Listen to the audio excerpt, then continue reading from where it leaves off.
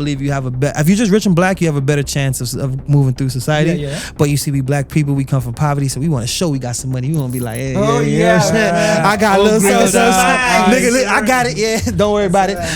You know what I mean? Like, a group of people, bro. It's gonna lead back to the same group of people.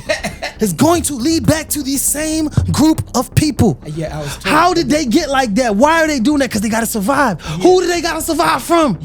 Us. No, bro, not us. I don't think you got it. Get it like this. There's white people that are coming here to this country and they're making money off of your land. So it's like, how do you position yourself to be in a position like that? So it's like, if you, again, it's just the money. If you understand that they're gonna tax you 40% in America and it's only 10% over here. See what I'm saying? They all had the same mindset. That's what you need. You need people of the same mindset to want to do one thing.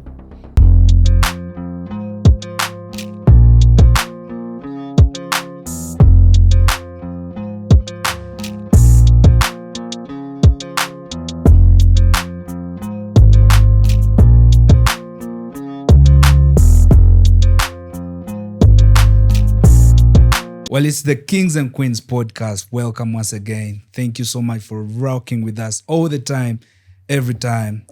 The Men at Work is our YouTube channel. Thanks for subscribing. Thanks for commenting. Thanks for interacting with us. We're back again. We're back again with good vibes, as always. Sheila, what's up? How you doing, Yo, brother? bro. You're good? I'm doing all right, bro. Is it an intro? I don't know. No, come on. This whole continue podcast. You can call it anything. Yeah, bro. See, I'm here with Maniac. The men. What they do, y'all. What it You know the is, what it vibes. I'm in the is. building. I'm still You know, wondering. I'm here. Maniac. M-E. No, M-A-N-E. yeah, M-A-Y-N-E. Yeah, maniac. The Sheila, I'm taking you for spelling. Oh, M-A-N-I-A-C M-A-Y-N-E. Maniac Main. Maniac Main on Instagram. On everything. On everything. Maniac Main. Just type in Maniac Main. but you'll the find producers are going to add that in the video. I know, but So- I'm so saying do the tagging in the not video. everybody could read, you know. English is a subject, you know. I love this man. English is a subject. Oh man. I love okay. this man. Not everyone is English. English is a subject. That is. Yeah. That was a good one. That's a good. I might use that. I might use that. It's totally, yeah. So No, I it's- accept. Oh, you accept. I accept. How are you doing, guys? Having a good time? Doing Yeah, I'm just here, just hanging out in Africa. You know, the temperatures are high. Temperatures are high, bro. Well, guys out there, I kind of like having. I don't know. Is it fun to have? Is it fun to have snow?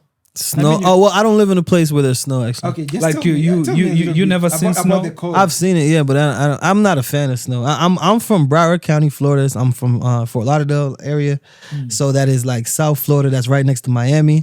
That's basically an island that I live in. So there is no snow. It doesn't get past 60 Miami, degrees. I hear it's just like Uganda. Yeah, In terms so of it's like man.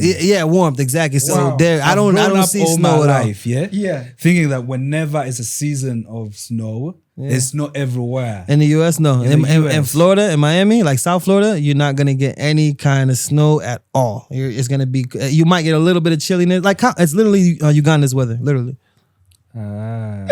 So are you enjoying your stay here? Absolutely, I'm loving it, Having man. a I'm good loving time. it. Yeah, I'm loving Do it. you know what I'm wondering? We're not getting any black yet. You're moving in the sun. For us, when you walk in the sun, you get darker, bro. No, because you walk in the sun every day. Listen. You're under the sun every day. I believe in being indoors. That's why. No, I don't know why though. Honestly, I'm always outside. You're So a superstar. Remember that. You know? I mean, you know, I'll be rapping. trying or whatever. Just throw me some Jamaican. Sorry. You Jamaican done know, vibes. you done know, Jamaican- brother. but- Big up, but for when you big talk up, about- big up, Karen and big up Yorktown, yeah. Anyways, we'll dive into the topic of today. Yeah. Yeah. I have a question for Short us, one, we the African people. Yeah. Yeah. So the question is, why are Nigerians, Ugandans, Kenyans, Rwandese, and other African youths not thinking about development in their countries? Instead, all they want is travel abroad when they have all the natural resources in their countries. Okay, I think it's very, very simple. Well, it's two reasons. I think there's no jobs here, and I think there's a lack of jobs and opportunities in Africa in general, especially for just the average person. And then number two is that everything is painted a certain way about America. It's like, oh, in order to live a good life, I need to leave the country. It's like that's kind of like the mentality out here. Like if I want to go do good and become successful, I got to go get a green card. I got to go like, you know what I mean? It's like, to me, there's a lot of people that think like that. Obviously, there's rich people here, so those are the ones that, you know, are the exception, but they're not the rule. You know, it's like a lot of people I feel don't value their country. Yeah, honestly, I feel like they don't value their country because their country has not given them the opportunities to make them feel like they should value it. Shiloh. Bro, America is the land of opportunities. Now, we're speaking about Africans traveling abroad. Yes, me abroad is the US, bro. Yeah, he might be one of the guys. He might be one of the guys we talk about. Let them stand that, bro. He wants to go to the embassy. I want to go there. He as won't a have to tourist. answer a bunch of questions. I need to take them some forex. You know, you guys spend some money, African-made money in the US. Buy some properties, invest there, get some real estate, and come back home and set up a village there. Basically. But also, you know, answering this question, it's tough investing here. When you look at the security of your property and your investment, the corrupt officials, the economic systems here, the taxes, and there are a lot of taxes, like exaggerated taxes on the natives and the poverty. If you walked in here, like you'd get free goodies, like you'll be tax exempted. Yeah, by the way. So if I chose to start a business here, the taxes will be overwhelming. Really? Yeah, you can. So why would I invest? Why would I invest in a place where I'm not protected, where my business is not protected? Okay, but in America, you think they tax you here in America? If I make $100,000 in America, they take 40. If I make $1 million in America, they're gonna take 400,000. So does Uganda take more than that? If I made $1 million, hear me out. Answer the question. If I made $1 billion shillings in Uganda, how much would they take from me? About 200. 200 what? 200 million? It's Or 20 or less. Bro. Oh, 20%. You said Him making $1 billion in Uganda. yeah. How much would they take? Before even it's taken, you have to answer for that. Like, how do you make $1 billion? No. No, I'm just saying in general. How much taxes? Is it 10%, 20%, 30%, 40%? What is it? 10% VAT. It's 10%. Oh, you guys live in a good country. Yeah, it's I said Uganda is a land of opportunities. Now you believe me. Let me Google No, something. you guys have a good country. You guys have a good country. Let me Google something real quick. Soft drink. Taxes are everything is taxed in America. Land of opportunities, please. You're gonna get paid from your employer, get taxed from your employer. You're gonna go to the store, pay for taxes, pay for something. It's gonna be say 99 cents plus tax or $3 plus tax. No, but hear me out. And then afterwards, at the end of the year, you're gonna file taxes on the money that you pay that you already pay taxes on. You're gonna pay taxes at the end of the year on that same. I think your taxes are way too high, bro. It's not that it's too high. It's every second you're being taxed. Every second you're being taxed. Their tax is used well. Okay. You get first year with corrupt officials. Even if we pay the taxes, You don't see the development. they are. What do you see? Like I saw the roads when Like, I was honestly. coming here being made, but I saw a lot of potholes though. Shiloh. Yeah, actually. Let's be honest. Let me be honest with you. Every office to come to the has podcast, a corrupt official. To come to the podcast today, yes, the roads are being made, but I had to change the shirts, bro, because it was to come dressed straight from Because home. my biggest challenge is where's my protection? Dusty, bro. Say it again. My biggest challenge is where's the protection of my investment? I get you, but you have to look at it like this. There's white people that are coming here to this country and they're making money off of your land. So it's like, how do you position yourself to be in a position like that? So it's like, if you, again, it's just the money. If you understand that they're going to tax you 40% in America and it's only 10% Walk in over a here. certain space, Walk in a certain space with your accent and see how you'll be treated. Okay. The treatment is different. Sure. I get you. But that's how it is with that's how it is in America though with black and white stuff. Okay, so when we Africans, who are typically Africans, work in some offices, we're handled a little different from the other natives of the US. I mean, okay. So why is that though? I'm just asking, does it happen that way too? Yeah, black people are treated differently. Yes. I mean, the Africans.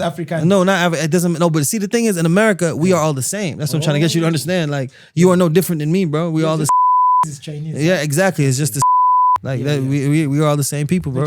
So as bad as they'll treat you, is as bad as they'll treat me. As bad as they'll treat me, is as bad as there's no different. Okay. They don't. You guys can look at me and be like, oh, he's a half caste or he's this and that, but my mom and my daddy black. Tell me about So it's like.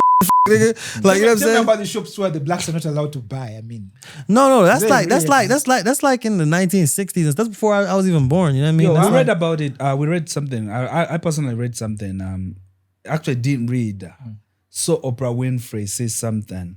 She walked into a shop and she was denied. Yeah. So back then it would be a whites only shop, blacks only shop, stuff like that. I mean, but that's like I didn't experience that. Oh, you understand? Like that. No, I didn't experience that. What I experienced was like I experienced like just racism. Like people like oh no, it was him. I think he stole out my store. Like, but you don't know. Oh yeah, like it's like I experienced that type of bullshit. Like I experienced the cops beating on my friends and arresting us for no reason and dragging us out the car and fucking like I experienced those kind of things. Like you know what I mean? Like I remember cops used to take me and take pictures of me and shit, and they used to see me on the street and stop me. Like it's bullshit. Like you know what I mean? Like I experienced that type of shit. Yeah. You asked about why Nigerians, Ugandans, Africans, basically. Why African youths? I'm talking about not thinking about development in Africa. In Africa, I feel like your country is not making them feel well. Like there's a way here. If you're saying there's a bunch of corrupt officials and stuff, then that's it. Then that's it right there. It's the system. But let me ask you a question. I'll make it deeper for you. How did your system get so corrupt? Why is that? Why? Why is that? It's gonna lead back to the same group of people, bro. All right, it's gonna lead back to the same group of people. It's going to lead back to the same group of people. Yeah, I was told. How did they get like that? Why are they doing that? Because they gotta survive. Yeah. Who do they gotta survive from? Yeah, us. No, bro, not us. I don't think you got it. No. You don't get it. Your excellencies are treated like how the black Americans are treated in America when they come and deal with the presidents and the kings and you understand? Yeah. They understand what the black Americans are going through. That's why you see them arguing and say, nah, nigga, my country ain't with that. Like, you know what I'm saying? Like, that's why you see them fighting. You see the leaders fighting because the leaders understand like the black Americans understand, but the people don't understand like that. But so it's like our I don't know. I feel like it's just I don't want to get off track of what we're speaking about. Yeah. But I feel like it's just the way that we've all been brought up. Like we all are looking at everything very very narrow-mindedly. It's like, yeah, the country may not be doing nothing for you, and yeah, you may not feel welcomed or whatever. But it's like, why is that? What is the reason for that? Okay, these corrupt officials, they're doing things to protect themselves, or they're being treated a certain way. They understand that they're getting no help from from other countries. So maybe they got to take care of their family first before they take care of anybody else, because they might not be so sure of the future of the country.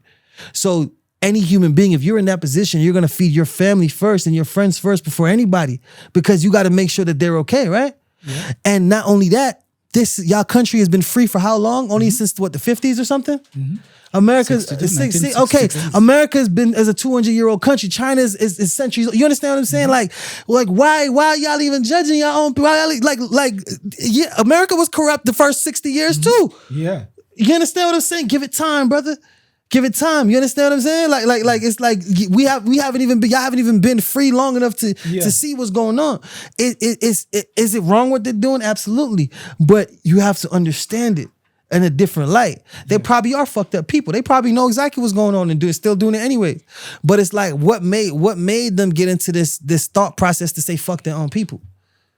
Because it's like maybe outside of this world, outside of this country, maybe they're saying maybe they saying, if y'all don't do this, we're gonna take over y'all country. And maybe they're thinking about their grandkids that they have there and their children that's here that they don't want to have happen.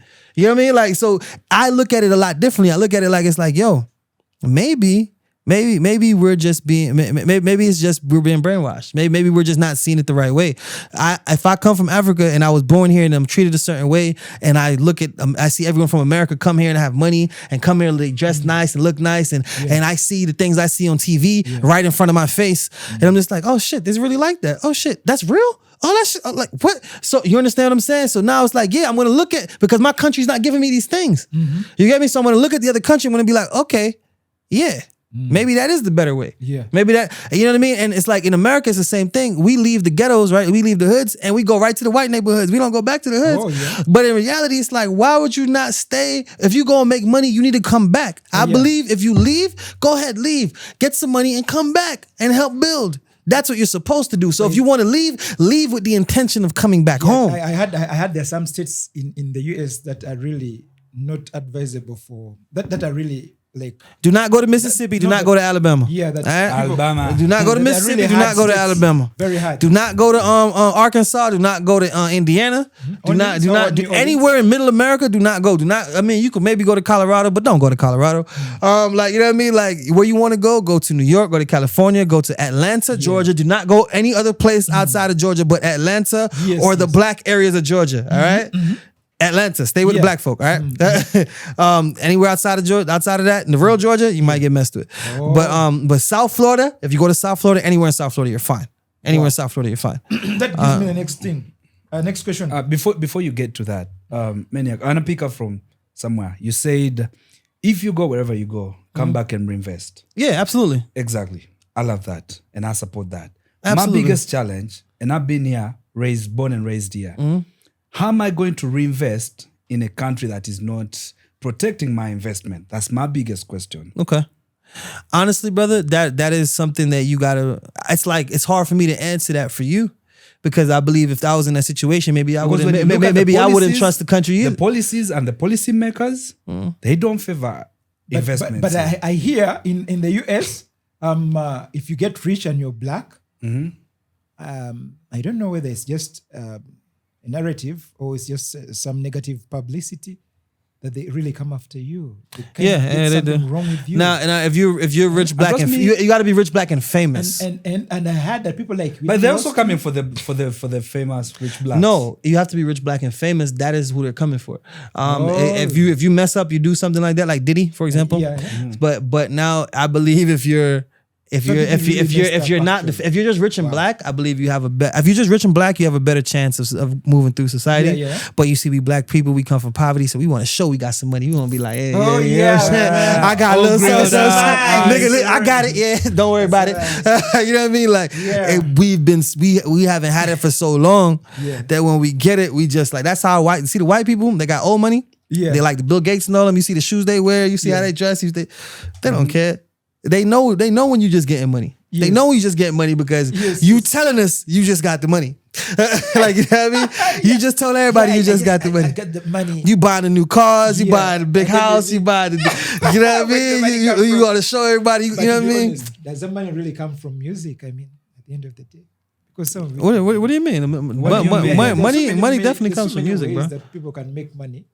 I don't get it. The higher you go, the more. You know, music could be leverage or kind of position. Are you saying for people that are already famous? You mean like the musicians that are already famous? Yeah, like there's some artists. I mean, you can make some money, but then you kind of like a platform for networking. So like someone like P Diddy, right? Like Puffy.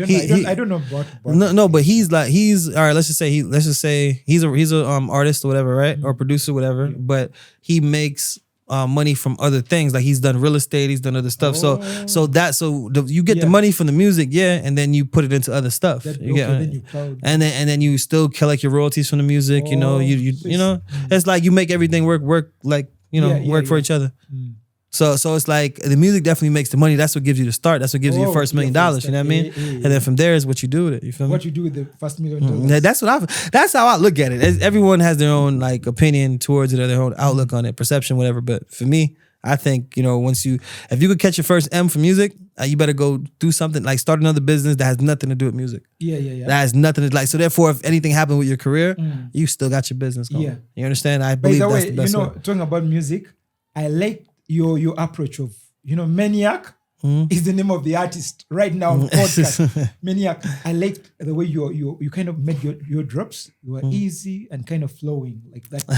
Sounds like there's talent to give devote pizzas and hamburgers and McDonald's and Starbucks. And, I mean, does it add any kind of a bit to the or niche to the?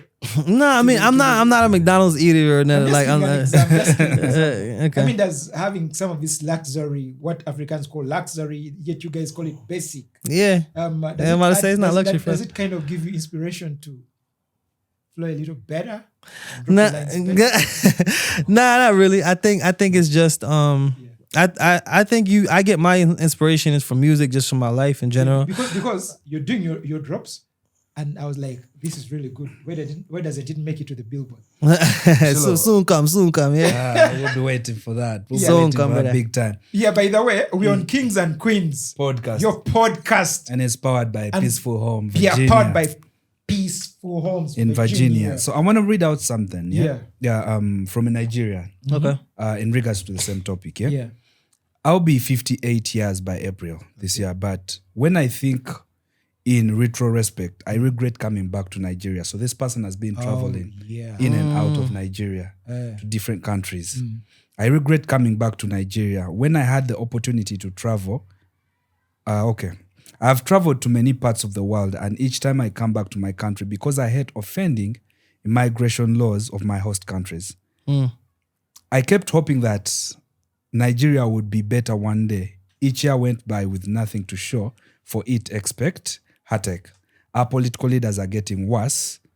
As each year rolls, corruption has been so institutionalized that the only hope for a common man, the judiciary, has been immersed. Yeah.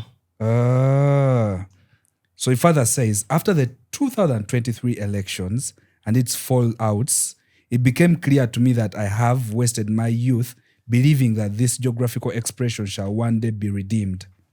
Do you expect me to advise any youth to waste his precious time in a project that its handlers and directors are shamelessly corrupt, inept, clueless,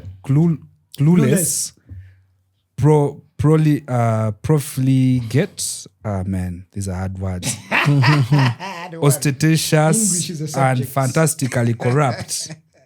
Damn, I need to read more. Yeah. If your child is a youth, would you allow him or her waste away in a project that you know has no prospect? Yes. Do you feel me? Yes. Is there anything you've heard from Nigerian leaders apart from their useless rhetorics that shows? Oh man, this guy has pain. Actually, you know what he was saying? Okay, so he says, can you point out a patriotic stand by a Nigerian leader in the past decade that shows love for the fatherland?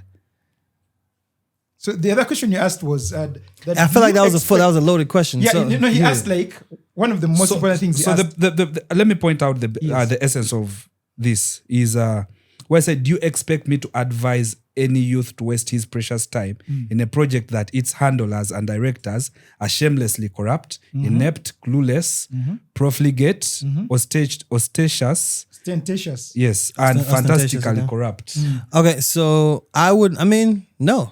If I'm that guy, I'm gonna tell every person to leave.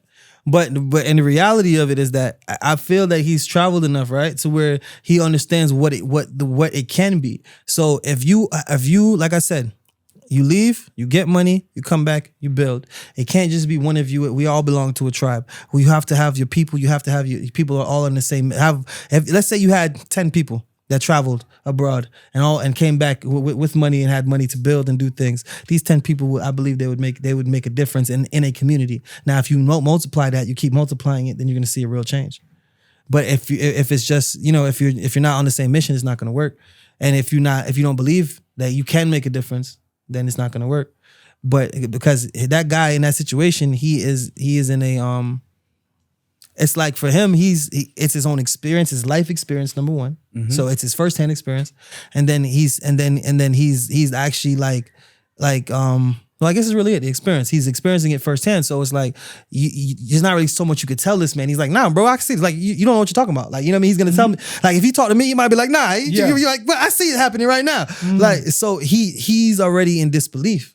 He's already in denial that country will ever be better. So someone like that, they might even be so far gone because of what their country has done to them that they might not even want to come back to Nigeria when they leave. They might just say, you know what, I'm in America, I'm staying here, I'm building my life here, my family want to come, they come here. You know what I mean? And there's a lot of people like that. I know people from Jamaica like that. They say they ain't never going back to Jamaica. You understand? Because it's like Jamaica, everyone be dying in Jamaica. I have an uncle that got in front of my grandmother in Jamaica. You know what I'm saying? Like it's shit like that happens. So it's like when you come from environments like that, you're just like, man, bro, I'm not going back there. Yeah. In Jamaica, the politicians are so corrupt. It's like, bro, there's no hope here. Yeah. They make you give up. Mm-hmm. You get what I'm saying? It's like I was like, I'm gonna give up in everything. And like they make you give up in your country. And I know countless people that are like that. I know like I can count in like, you know what I mean, 2 hands kind of thing. Like that I've met randomly, like Uber drivers, stuff like that. They tell me, oh, no, I'm never going back home. Oh, you know what I mean? I met people from Ethiopia. In Atlanta, there's a lot of people in Atlanta that's Ethiopian, and they'll tell you straight up, yeah, like there's nothing for me back home. It's too corrupt. Sheila. Yeah, because there's something. You see, you should allow the young mind to explore opportunities. Yeah. Not all young men who have left Africa stayed out there. But how many young men are policymakers in your country? I'm coming right there. Even our presidents, at some point, were out there, and they came back to rule Africa. So they basically brought back what they did not learn right from out there and used it to manipulate Africa. As a matter of fact, I agree with that. Yes. I agree with that too. Yeah. So out there you can. Or I can believe it, I should say. Yeah. You can become anything. It basically exposes the evil in your heart. Because if you're righteous, why would you think of something negative? Why would you become greedy? Why would you like to hold on to power? Yet you've been out there to campuses, to the universities out there. You've been taught about democracy, the benefits and the good things about democracy. That's why I like Paul Kagame. But then you also that's why I like Paul Kagame, because what he did with his country. But you're also experiencing the benefits of being in power. Yeah. You don't want to leave power. Exactly. The idea of having Africa and Africans being sympathized with, being supported by everyone else, because it's like we are in a place where we are behind everybody else in terms of development of all sorts, including in sports. Yet, we have more that should put us in front of everyone else. We have everything. We have the people, we have the resources, we have the talent, and our people have brain as much as anyone else. Africa is a giant. Africans are giants. But surely, it's time. We don't need to keep being reminded. We should know it, embrace it, and be the giants that we are and that we should be. I was born here. I grew up in Uganda. My wife was born in Burundi. We met in Kenya, and we are here. Africans, that's who we are. We are brothers.